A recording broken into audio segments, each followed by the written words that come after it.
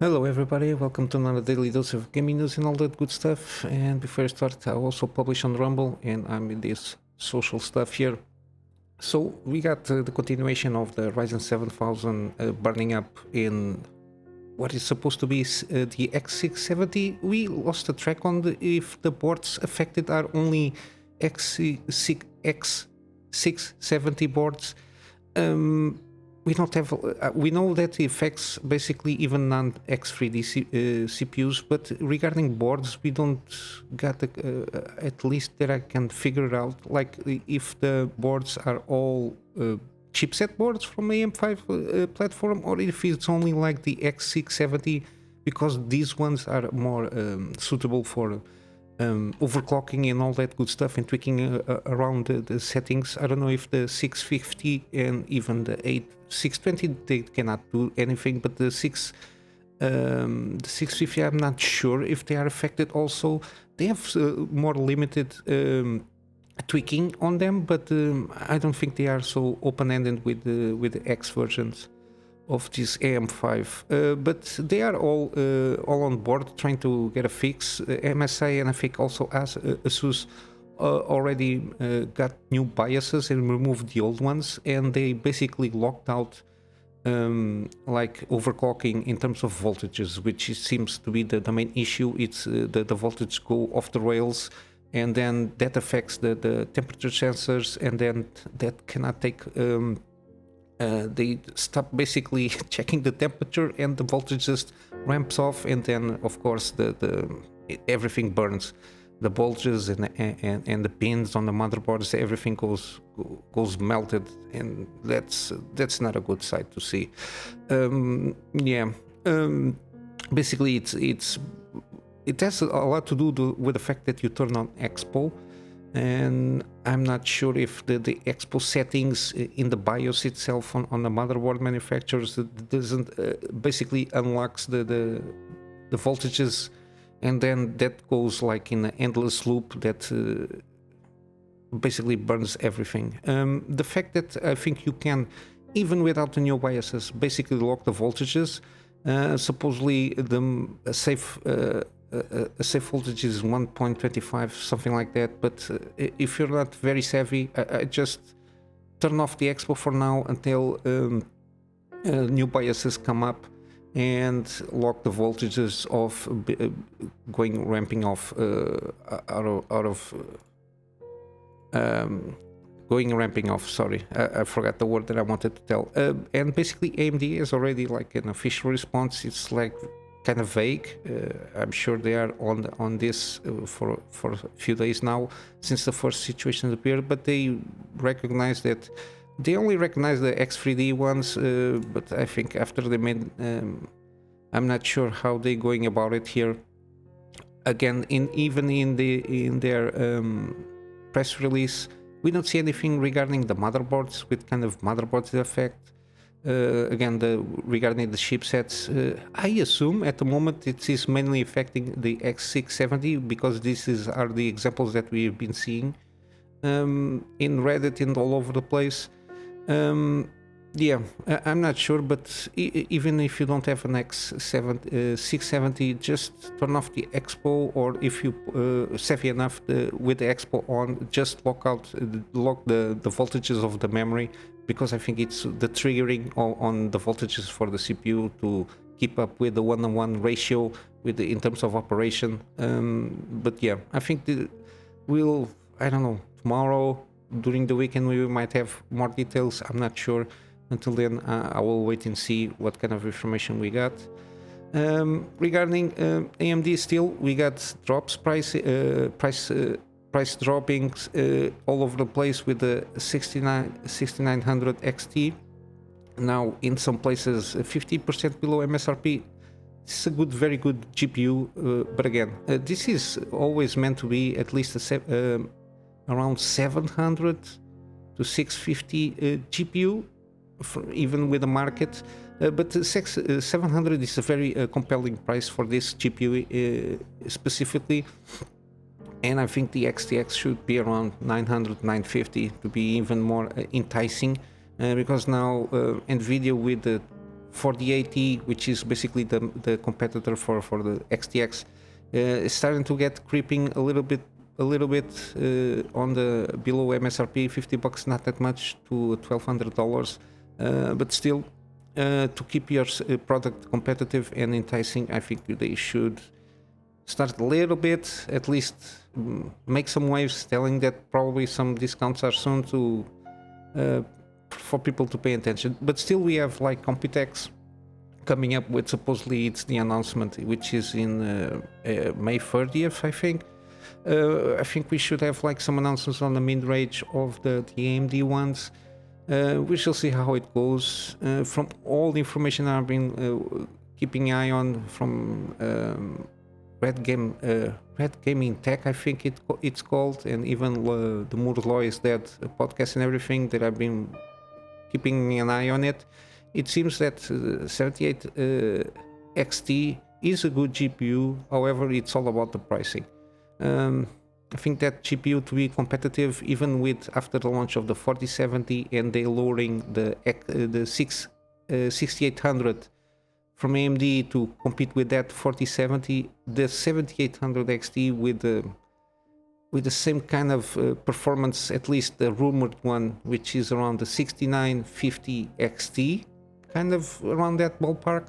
Should to be competitive, they have to put it in the 550 and maximum $600, from what I can gather, because it has to be lower than the $750 bracket. I think 550, and then with the price bracket until the lower end, which is supposedly the 7600, should be around 250 from what I can gather, because it's only 8 gigabytes. Also, it's a little bit more weaker. And to give something for the low end, we need GPUs in the low end. It's the main market.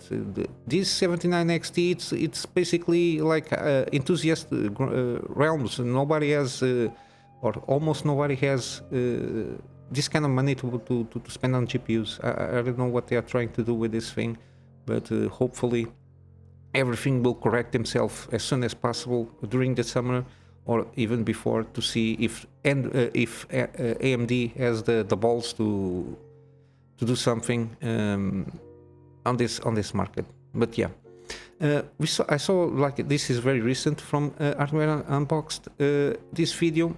It's kind of a comparison, and it caught my attention to something that I didn't thought too much about it, which is basically the professional GPUs. They have basically all the gaming GPUs are like offshoots, or the less fortunate silicon. It's thrown out to gaming GPUs, and the A4000, it's basically a 3070 Ti, a 3070 non-Ti, but it because it's a professional one, it needs more VRAM because of the production applications. It has the double of the gigabyte of the VRAM. And in this comparison, it's not clocked the same thing, but the silicon is basically the same, with the kind of a different configuration, more for productivity work. And still, just because it's slower to a certain point, but because it has the 16 gigabytes, and I showed you a few days ago the comparison with this that he did with the 3070 and the 6800. I think the XT version, just because it has the 16 gigabytes, it can handle ray tracing and even 1080p and with ray tracing, and 1440p, I think, also with some ray tracing work there, and it doesn't stutter basically. And the 3070, it just goes all over the place, even 1080p, just loading inferior textures just to try to keep up of not stuttering. It's very interesting, this comparison, and it made me think that probably gamers are always getting the short end of the stick. But yeah, it's very interesting. So people think about it, oh, this thing of the VRAM is just a blowout discussion here. No, it's very applicable for what you want to do with the gaming GPU, which is gaming, putting games and what they're supposed to, in the resolutions and the settings that you supposedly they are meant to. and VRAM has a lot of work because it's basically the buffer. So everything is stored information from logic to textures, meshings. A lot of stuff is put out on the VRAM, so that the GPU can call out that information on the go. So you don't have to like information that leaks to the RAM of the system that introduce lag. That's why then you start seeing some stuttering, because it's trying to fetch data from another place that is not the VRAM. And yeah, we need more VRAM on, and it's like a consensus in all of the reviewers and a lot of people that are more smarter than me. 12 gigabytes should be the bare minimum. Even developers are been asking for more VRAM capabilities on the GPU for a long time now. We had 8 gigabytes for like 5+ years now. And we need to start to see a decent 1080p with 12 gigabytes, 1440p around 60 gigabytes, and the rest like the high-end 24, which is like the structure here, the low-end, mid, and high-end, with this kind of VRAM capacities, and of course memory bus width should be big enough to handle all this information. But yeah, basically this is it regarding hardware. It's a mess. We just hope everything just irons out throughout these 2-3 months, and hope everything, at least AMD, again, hope AMD take the opportunity and get a win, or else we're going to try to wait and see what Intel has to offer, because they added Intel upscaling, the X support. There is a lot of stuff here, no cars and everything on Forza Horizon 5, and they introduced the upscaling technology on this game. This is a very interesting game to see how upscaling of the X from Intel works, because it is a fast game. So we tend to have more blurriness in this kind of upscaling, because it's an algorithm that is trying to guess basically from one resolution to a bigger resolution. So it's vector based, and when you have more movement on the screen, if the algorithm is not very good, you see more blurriness and loss of detail and more shimmering and all that stuff.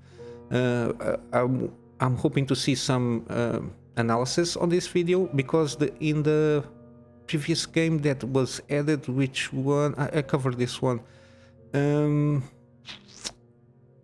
which game it was, I know it was another game that they introduced this technology, and I think it's on this article, I'm not sure.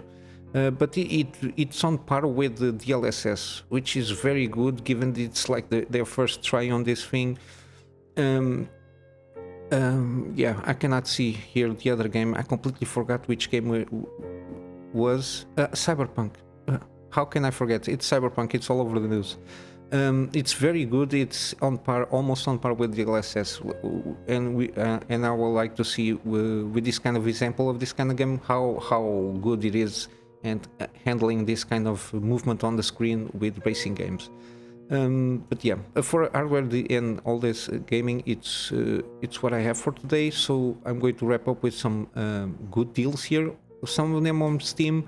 Deus Ex, the remake stuff. So the Human Revolution is like 90% off basically, with a collection of all the older games also, or just $3 for the game itself. And also Mankind Divided, already have this one on my library. It's 85% off. It's very an excellent deal here for you to get. It's a very good franchise. The story is very good. The first one is okay, it's not a perfect game, but it's a very good game. It's mostly positive, is usually around 75% off or over, which is very good.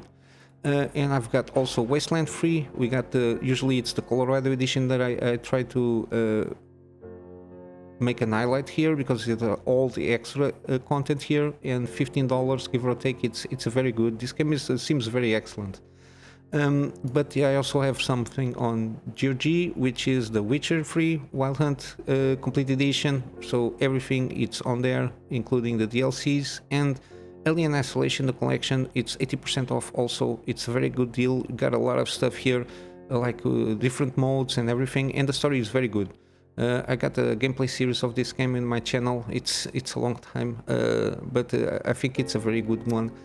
And basically this is it for today, guys. I'm going to wrap up today with my Go Get Fund Me campaign for me to upgrade my PC to get better, more content for my private clients that I'm doing at the moment, and of course start doing some video content for them after I upgrade the PC. And in my free spare time, doing the daily videos that I do, but hopefully with better quality. And of course resuming my gameplay series, doing some scripted content to go on some deep dives here, and possibly in the future doing some live streams also. And with what I said, guys, I hope you have a wonderful day, and I will see you in the next one. So till then, Kunamy Master out.